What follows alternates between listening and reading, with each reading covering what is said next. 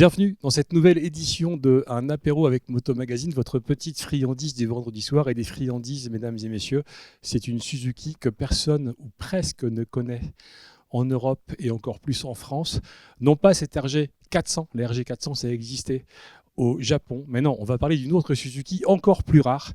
Ceci, mesdames et messieurs, je suis prêt à prendre les paris que vous n'en avez jamais vu dans un showroom ou jamais vu rouler. C'est une Suzuki SW1.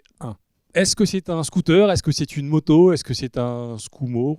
Est-ce que c'est un truc bizarre? En tout cas, on ne sait pas. Ce que l'on sait, c'est que cette machine a été présentée le 26 février 1992.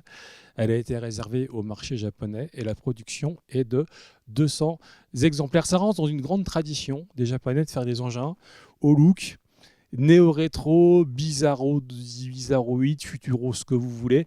Des engins un peu inclassifiables. Il y a les mêmes en voiture. On sait qu'il y a ce qu'ils appellent les kei-cars, les petites voitures. Des Daihatsu étonnantes. Il y a une Suzuki qui s'appelle Suzuki Lapin. Il y a plein de petites voitures comme ça au look étonnant. Merci à tous ceux qui se tapent le montage de cette émission pour vous les montrer en incrustation. Et en tout cas, cette Suzuki SW1 est l'une d'entre elles. C'est une de ces curiosités de la production mondiale de la moto. On pourrait penser qu'elle sort un petit peu de l'imagination tordue d'un designer. Moi, j'ai une hypothèse très personnelle. Cette moto, elle a deux influences. La première influence, c'est une influence britannique. En Angleterre, en Grande-Bretagne, on sait que dans les années 50, c'est la grande mode des scooters. Vous voyez, quand je suis dessus, elle bascule vers l'arrière. C'est la grande mode des scooters. On a les mods qui modifient des tonnes de scooters Vespa, Lambretta et compagnie. Et puis les Anglais, voyant cette mode prendre de l'importance, se mettent eux aussi à faire des scooters. Alors, parmi les curiosités, on a la Triumph Tigress, qui est un petit scooter. On a son équivalent chez BSA, la BSA Sunbeam. Et puis on a des machines qui sont encore plus improbables, des marques que quasiment tout le monde a oubliées. Je pense à DKR qui s'est mis à faire des scooters un peu carénés, un peu de luxe. Des marques comme Harper qui ont fait le Scootomobile, qui est un truc aussi très étonnant. Et même des vénérables marques britanniques comme Velocet qui ont fait aussi des scooters haut de gamme. Je pense à la Velocet Viceroy, voire à la Velocet Vogue. Et là encore une fois, bon courage pour trouver les illustrations incrustées dans la vidéo. Et en fait, l'idée, c'était que le scooter de luxe permettait finalement aux gentlemen et aux traders d'aller à la City en costard, sans salir, en étant propre, distingué, avec des engins positionnés haut de gamme.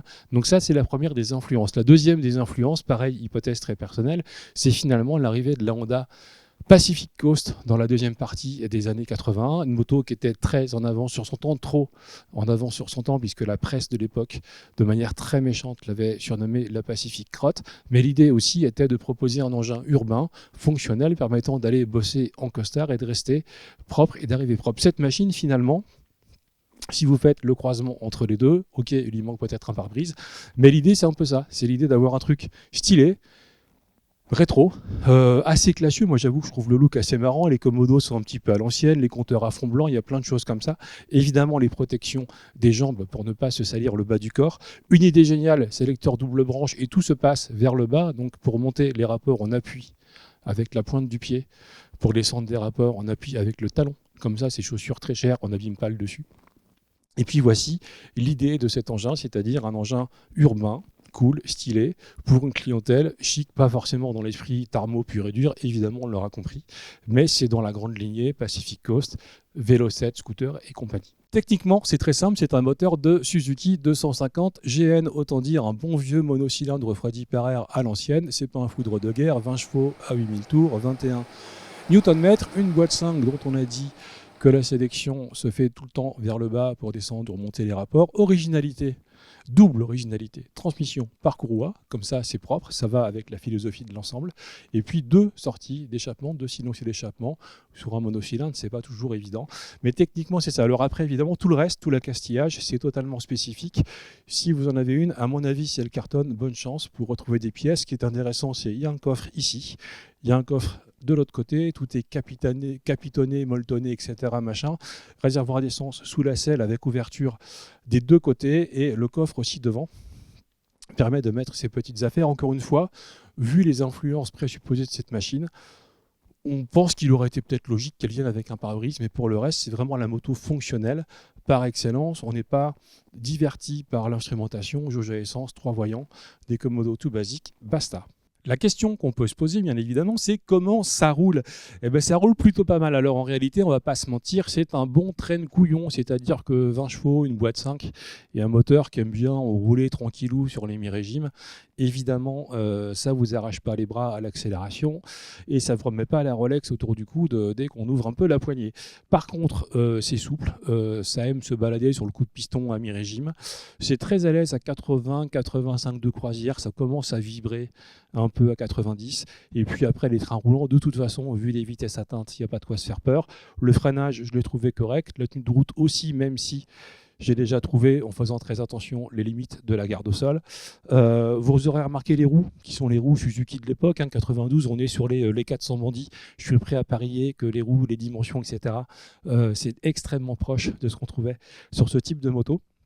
Et pour le reste, le plaisir, il est évidemment cérébral, c'est-à-dire que ce n'est pas des sensations fortes, c'est même des sensations molles. Néanmoins, j'ai eu la chance de me balader sur des petites routes en Ardèche, en plein soleil, et franchement, c'était pas du tout une punition, c'était même au contraire un petit moment dont je me souviendrai. Et pour tout vous dire, c'est le genre d'engin avec lequel je me verrais bien aller de temps en temps à la rédac de Motomag, tranquillou, traverser du bois de Boulogne, tous nos amis qui sont sur les bas-côtés du bois que l'on salue en passant, un petit coup de périph' et arriver en fanfare à la rédaction de Motomag. Aujourd'hui, ces motos sont rarissimes. On l'a dit, il y en a eu 200 qui ont été construites. D'après les sources qu'on a, il y en a moins de 5 en France. Celle-ci est à vendre. Donc, si vous la voulez, vous nous dites comment procéder. Et la vendre, elle a 13 000 km. Elle roule évidemment super bien. On est chez KT Négoce en Ardèche, magasin qui est plein de cadeaux de Noël, de jouets, d'engins pour les passionnés et les grands enfants que nous sommes. On les remercie infiniment pour leur accueil, leur confiance et le prêt de cette moto. Fred à la caméra, merci pour la technique, merci pour le montage. Et puis si tu tournes un petit peu autour de moi, tu verras les fabuleuses machines qu'il y a, les RG400, des belles motos de trial et de tout-terrain de collection. CB, Honda 450-750. Moi, ce qui est un peu mon fantasme absolu des 2,5 et des 400 japonaises qu'on n'avait pas chez nous, et plein d'autres beaux jouets. Vous nous dites si Suzuki doit refaire aujourd'hui une SW1 avec moteur d'Hayabusa ou moteur de ce qu'ils ont en stock dedans. Est-ce que ce type de scooter rétro, classe, stylé aurait sa place sur le marché plutôt que les engins en plastique futuristes qu'on nous balance avec des diodes partout? Vous nous dites tout ça, on est prudent en Suzuki SW1 ou avec autre chose. Bisous sur le casque et à très bientôt sur la chaîne YouTube de Motomag.